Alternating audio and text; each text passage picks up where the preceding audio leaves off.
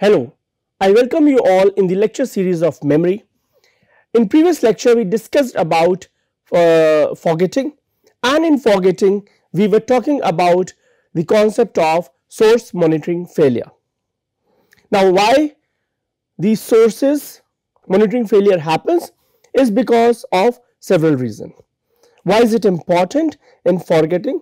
As we know that forgetting helps us to remove the trash, unwanted information, irrelevant information from our memory system. If this does not happen, then we may be inclined to get confused with a lot of information about what we had in the breakfast, last several days, weeks, months, with what did we had in the lunch and what did we had in the dinner. A mixture of information. If this filtering of information, if this washing of information will not happen, then person will be getting confused and it will be bit chaotic for an individual to execute day-to-day task. So forgetting in some instances seems to be a beneficial factor in human memory. So when we were talking about the monitoring, we discussed about it, that how we monitor the sources. The monitoring of sources depends on familiarity, frequency, dominance. But what happens when this monitoring fails? What happens when this failure, to what extent it affects the human memory?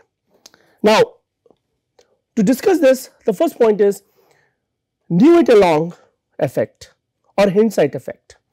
Knew it along effect says that the term for when people report their information before they truly did. What does this mean? What does this mean is that they do have an understanding that this is going to be the information related to the question which has been put forward to them or the task which has been put to them. Now in such instances what we have seen, context seems to play a major role. Context provides a lot of insight to an individual, and this is exactly the same thing which we have been discussing in the semantic memory. Once you have learned something or once you have information about something, then how we are storing the information, we store information in relation, in association. So when this association, when this relationship is established, then people tend to know this information before they truly experience the information. So information has not been experienced yet, reality monitoring is not there at all, but because of their prior experience it happened, and people believe that they knew this information prior hand. Now in addition to this, there is another form of failure, cryptomnesia. What is this? It is an act of unintentionally presenting an idea as one's own idea.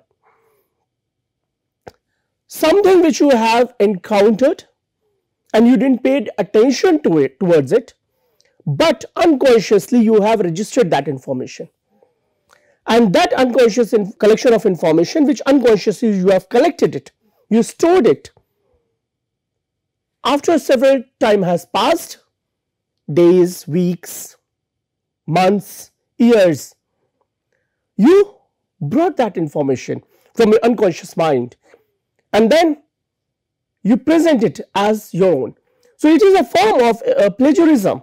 It's a form of plagiarism, but without your having a intent about it, without knowing about it, that it has been done.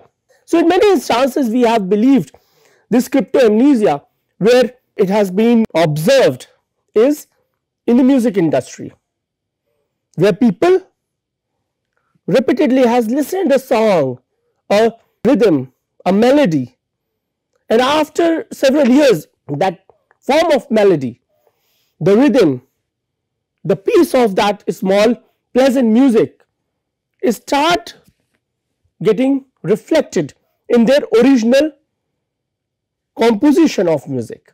So this cryptomnesia, and this is not intentional by the way, as as I mentioned earlier. So this is an unintentional thing.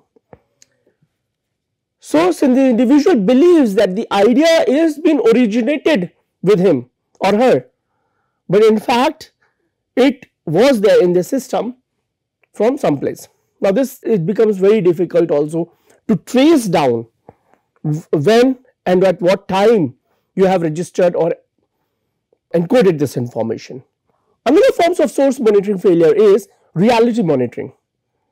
The judgment of whether memory was something which you have truly experienced it, or it was something that you have imagined it, such as a dream.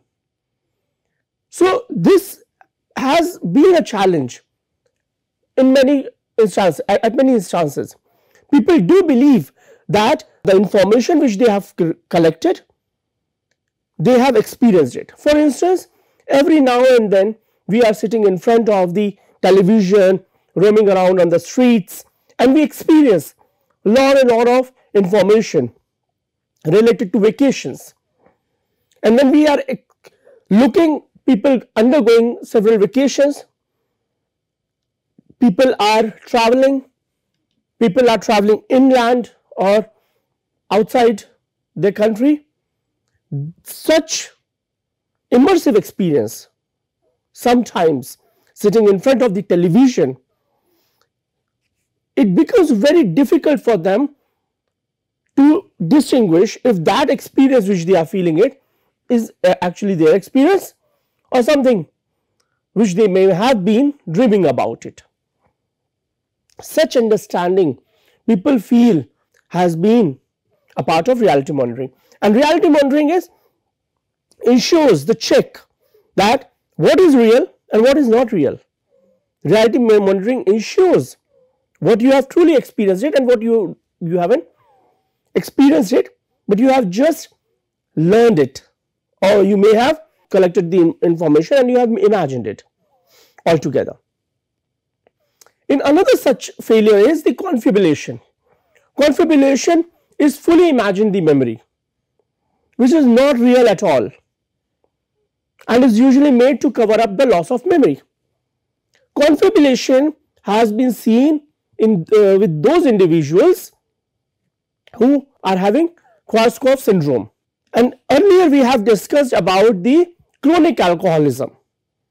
This chronic alcoholism leads towards the amnesia, the loss of memory, loss of information. And when this loss of information is there, individuals try to fill these gaps. How do they fill these gaps? They fill these gaps with some made up information, the information which they can connect it or provide it, which is not so real, which hasn't happened. So here people just imagined that something has happened, but actually in the real sense it truly doesn't exist, and they just try to fill those gaps.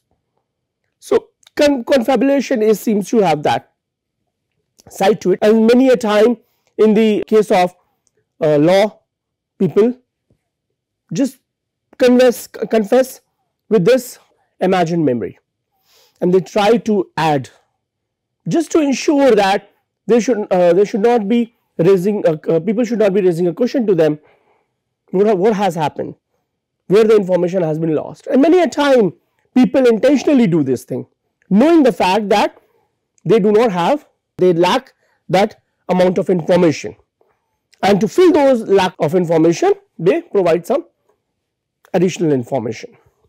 Taking this conversation further down the line with respect to forgetting, we have also seen that there is some biasness. How this biasness is there? Certain social situation present us with pressure to confirm our memories as well. What are those situations? You are attending a birthday party of your dear one.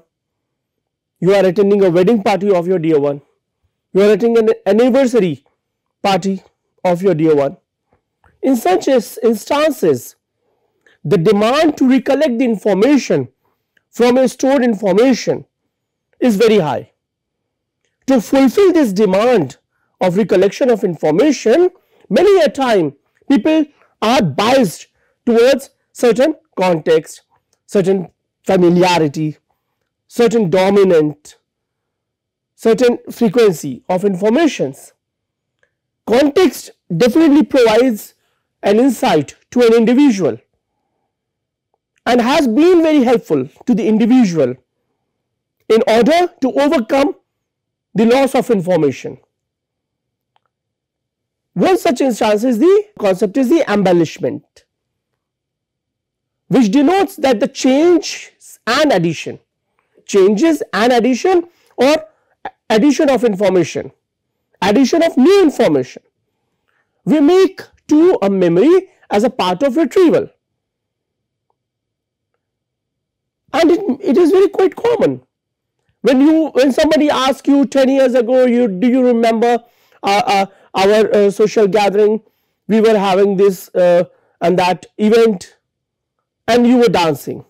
Do you remember the song you were singing that time? Now that time you may not be recollecting the proper, you may not have the recollection of information. In order to do so, you tend to provide an information where you are certainly inclined to, you have a biasness towards it. So in such instances, people tend to give their most favorite song. Okay, this is the song which I was playing, or this is the song which I was singing, or this is the song I might have suggested. So what we understand is that many instances, social situation assist us and sometimes also create pressure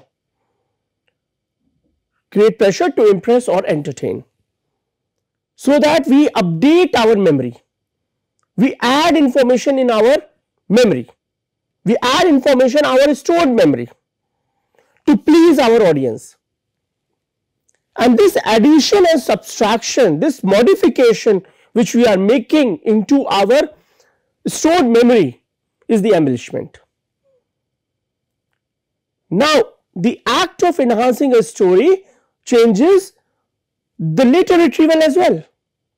Why? Because some information which you have stored or consolidated had a different impression altogether. So if we take this circle and this line, if this figure as our initial memory, and if we do modification in these, and if this undergoes embellishment, then what will happen? The memory which was this, we have added information, the grids, and this is the new memory.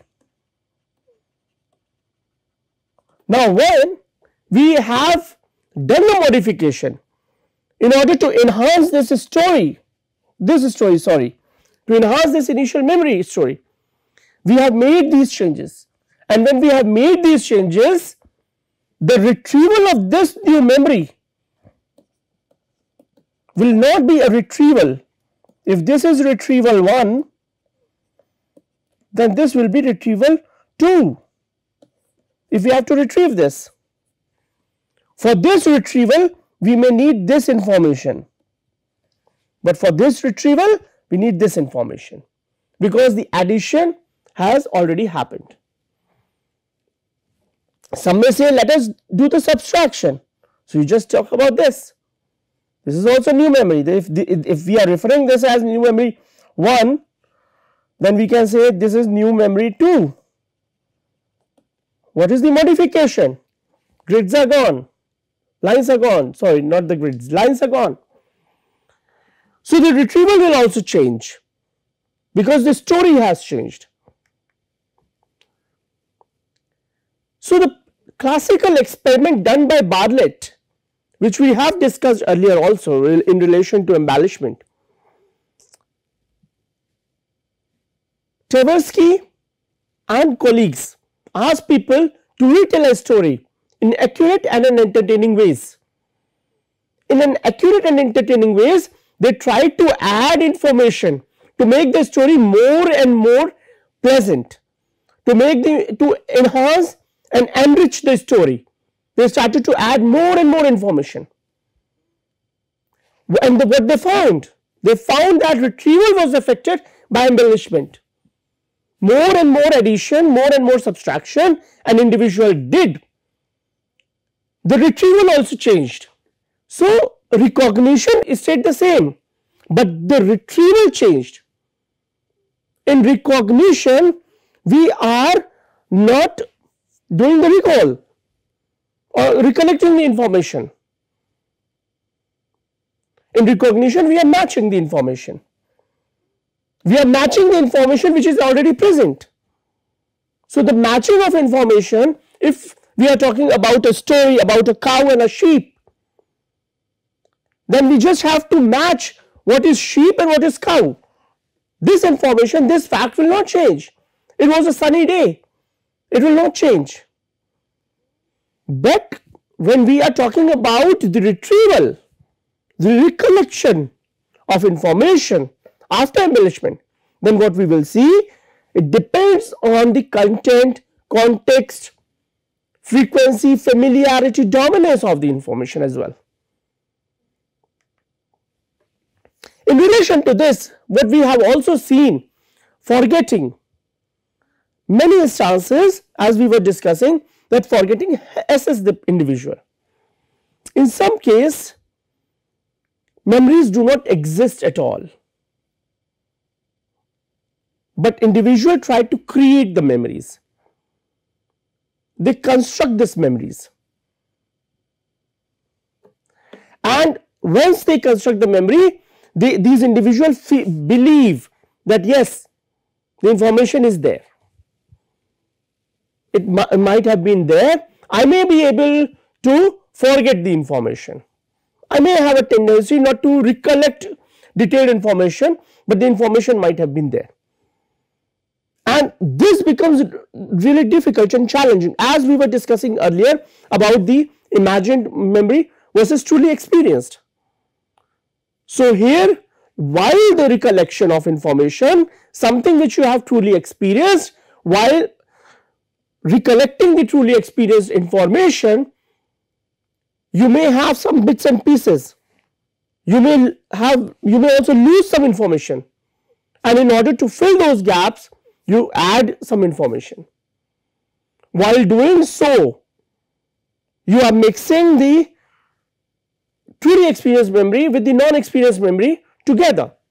As a result, the memory which is shaping up collectively becomes a false memory. So which is not really exist or truly an individual has experienced. So memory that are simply not true but as they are. So constructive nature of the memory. False memory test, these Roorkee and McDermott did a very beautiful study, and what they did in this study, which was being they proposed this procedure, DRM procedure, and in this simple procedure to test the false memory, participants were being provided the list of words. The list of words such as sand, water, waves. Now when the individual sees the list of sand, water, waves, he or she starts connecting them together. And when the participant is being asked to recall the associated words on that list, participant mistakenly recall beach. Why? Because beach is associated with sand. At beach you get water, and at beach only you see the sea waves. So participant created a false memory here. Created a false memory for this word. The word on the list seemed to activate the missing words strongly enough that it would be recalled to.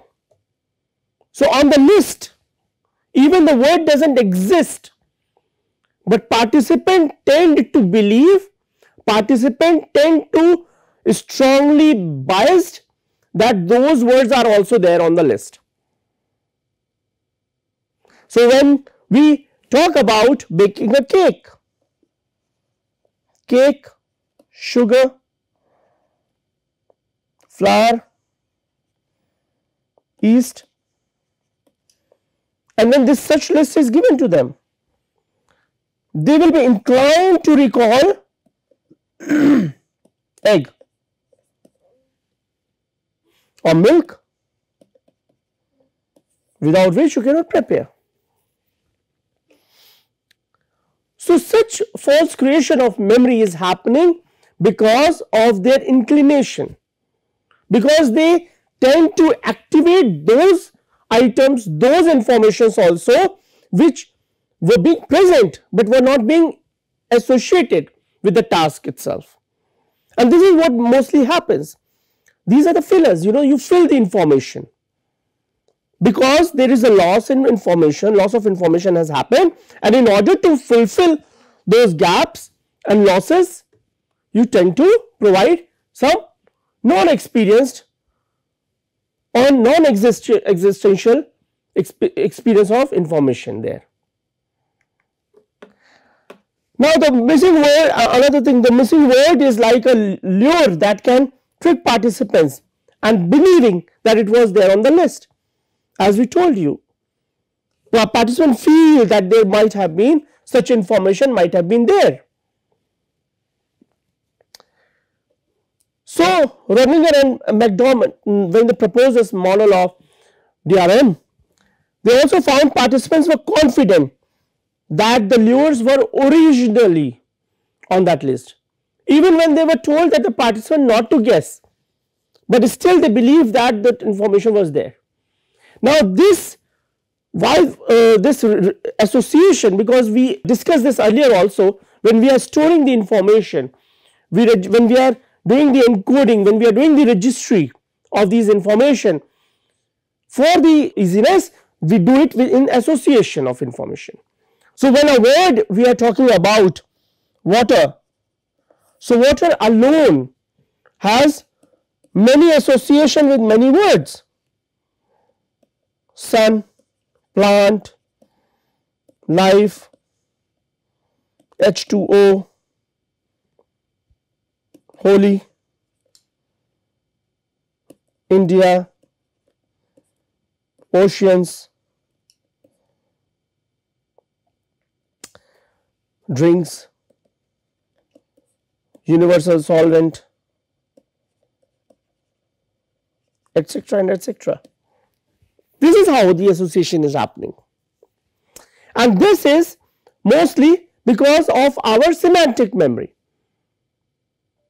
and this seems to be getting activated over the line.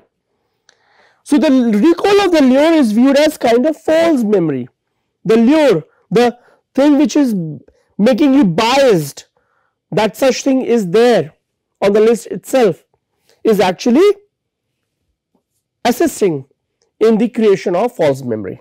So what we have learned in this session of forgetting is the forms of source monitoring failure, how the monitoring failure is happening. Then we also discussed about the suggestibility and biasness and the false memories. With this we are ending the session on forgetting, and in the next session we are going to start the new topic. The new topic for our discussion will be memory disorders, and in memory disorders we are going to study few case studies. With this we end this session. Thank you.